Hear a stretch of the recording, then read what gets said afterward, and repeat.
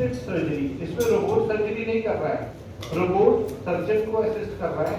इसमें सिर्फ 2 कट लगते थे, बाकी नॉर्मल सर्जरी की प्राइस अगेन 50,000 एक्स्ट्रा हो जाता था।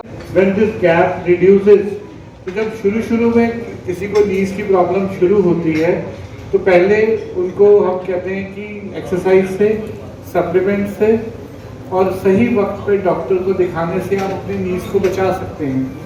लेकिन अगर हम डिले कर चुके हैं और कार्टिलेज बिल्कुल डैमेज हो चुका है, अब पेन फ्री लाइफ का जो टारगेट है उसके लिए हमारा जो फोकस होता है नंबर 1 पेशेंट सिलेक्शन। इस समय डॉक्टर मोहित अरोड़ा जी मेरे साथ हैं, आइए इस जाने की कोशिश करते हैं। सर, जिस तरह से आपका लेक्चर जो आज सक्सेसफुल रहा और काफ़ी जो है इसका प्रभाव पड़ा, मैं पर्टिकुलर रोबोटिक जो सर्जरी है इसके बारे में जानना चाहता हूँ, कितना इम्पैक्टफुल पड़ रहा है इसका।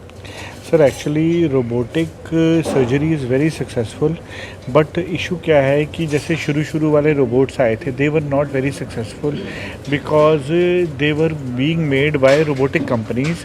एंड जो रोबोट हमने लॉन्च किया है, it is number 1, it is launched by a joint company, जो जॉइंट्स डलवाते हैं उनका रोबोट है। नंबर 2 द थिंग इज़ कि जो it is robot assisted surgery, मतलब सर्जरी रोबोट नहीं कर रहा है, सर्जरी सर्जन कर रहा है। तो रोबोट सिर्फ सर्जन को असिस्ट कर रहा है। So the main brain behind the surgery is of the surgeon.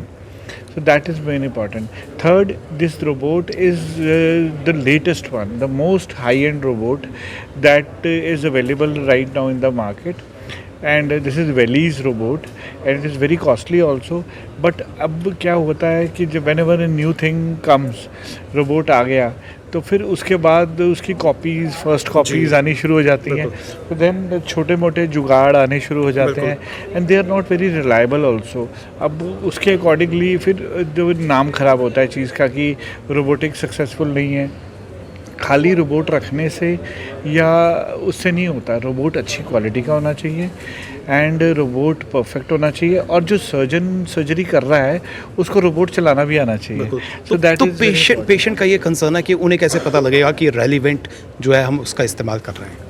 नहीं, वो तो पेशेंट को तो होश होता है जब हम सर्जरी कर रहे हैं, हम तो जस्ट पीठ में सुई लगा के लेग्स सुन करते हैं। बाकी रोबोटिक सर्जरी से ये बेनिफिट है कि जो रिकवरी है वो फास्टर हो गई है पेशेंट्स की। जो पेशेंट्स पहले हम जैसे 20 साल से कर रहे हैं सर्जरीज, पेशेंट्स बहुत अच्छे चल रहे हैं, कोई प्रॉब्लम नहीं है। बट जो रोबोटिक सर्जरी है that is a revolution. Patients बहुत कंफर्टेबल हो गए हैं। जैसे शुरू में पेशेंट्स को पहले 1-2 महीने थोड़ा सा स्टिफनेस, पेन होती थी, अब वो ख़त्म हो गई है। And the patients are recovery wise very fast recovery. Patients मतलब बहुत जल्दी चल पड़ते हैं, पेन कंप्लेंट कोई नहीं करता एंड कंफर्ट लेवल बिल्कुल हो जाता है because robot focuses on the personalised joint alignment. वो ऐसा नहीं करता कि जॉइंट को सीधा कर देगा, वो जॉइंट को उस लेवल पे ले जाएगा मसल मूवमेंट को जज करके, जैसे 25 साल की उम्र में पेशेंट का घुटना था तो ये वो यंग एज वाला घुटना बना देगा। तो जैसे किसी की लेग में बोइंग है तो वो उसको ध्यान में रखते हुए अलाइनमेंट करेगा। सर, प्रोसेस क्या है, और साथ में अगर हम माइंड सेट की बात करें तो अभी भी जो है लोगों का इतना माइंड सेट नहीं हुआ, कहीं ना कहीं जो है वो सर्जरी से परहेज करते हैं और कहीं ना कहीं जो है उनका ये है कि मेडिसिन से जो है वो ठीक हो जाएं। वो बिल्कुल सही है। जो बेसिकली लोग डरते हैं सर्जरी का नाम ही डरावना है, इसमें कोई ऐसी बात नहीं है। और हर पेशेंट को सर्जरी की ज़रूरत होती भी नहीं है। जो शुरू में पेशेंट्स आते हैं उनको हम दवाई से ठीक करते हैं, लेकिन जब घुटना पूरा घिस चुका हो, सर्जरी बोलें, तो उसके अंदर भी ना अब कई तरह के जॉइंट्स आ चुके हैं इस समय मार्केट में, मतलब चीपर वन भी हैं, और शुरू में 3-4 साल तो सब निकाल जाते हैं एंड लेटर ऑन फिर वो जो जॉइंट्स हैं वो उनकी लाइफ कम रहती है, तो फिर पेशेंट्स कहते हैं कि यार वो हो गया, मतलब हमने जॉइंट ये तो जॉइंट अच्छा नहीं चुना था या एक्सपीरियंस सर्जन नहीं चुना, वट मल्टीपल इश्यूज।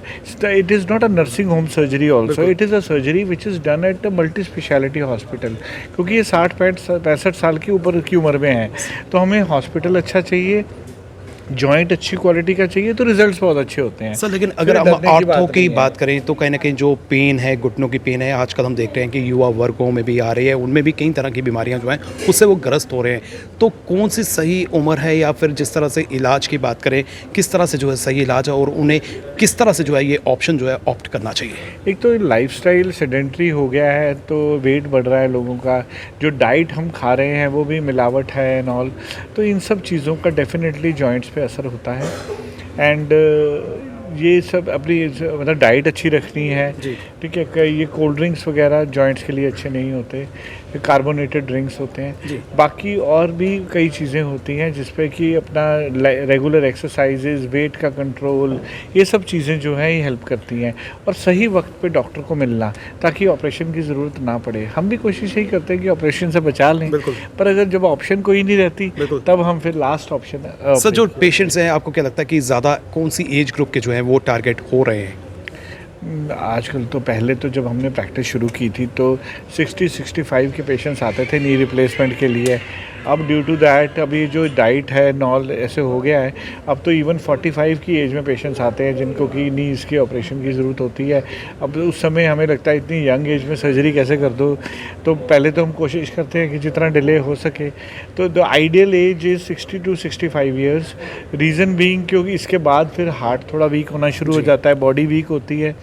एंड 65 से पहले इसलिए नहीं क्योंकि जो जॉइंट्स हम डाल रहे हैं उनकी लाइफ 35 ईयर्स के आसपास होती है। तो प्रिकॉशनरी तौर पर उन्हें क्या कदम जो है उठाने चाहिए, किन बातों का ध्यान रखना चाहिए जो इस तरह की सर्जरी करवाते हैं? और वो जो भी है मैंने सब बताया लेक्चर में, दैट इज़ एक्सरसाइजेज रेगुलर करनी है, रेगुलर वॉक करनी है, एंड ध्यान रखना है, चोट से बचाना है अपने आप को, वेट को कंट्रोल में रखना है, सप्लीमेंट्स ऐसे लेनी है कि बोन स्ट्रांग रहे, मसल स्ट्रांग रहे, नर्व स्ट्रांग रहे।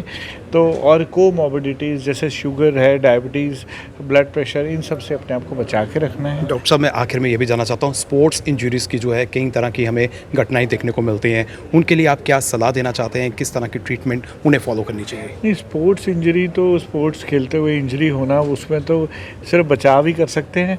एंड अगर हो जाए तो उसका भी इलाज सही टाइम पे कर लेना चाहिए, नहीं तो वही घुटने वो लेटर ऑन जाके ऑपरेशन तक नौबत पहुंचती है और रिप्लेसमेंट की ज़रूरत पड़ती है। डॉक्टर साहब आखिर में कॉस्ट की बात करें तो कॉस्ट भी जो है कहीं ना कहीं मैटर करती है और कई बार पेशेंट को जो है डबल माइंड में जो है वो डाल देती है। सी कॉस्ट काफ़ी कम हो गई है जब से ये गवर्नमेंट ने NPPA रेट्स लागू किए हैं। जो जॉइंट्स पहले 2.25 लाख का एक जॉइंट आता था, वो जॉइंट्स अब नियरली 1/3 प्राइस करके 70 to 80,000 के हो गए हैं, इंश्योरेंस के कवर में आ गए हैं।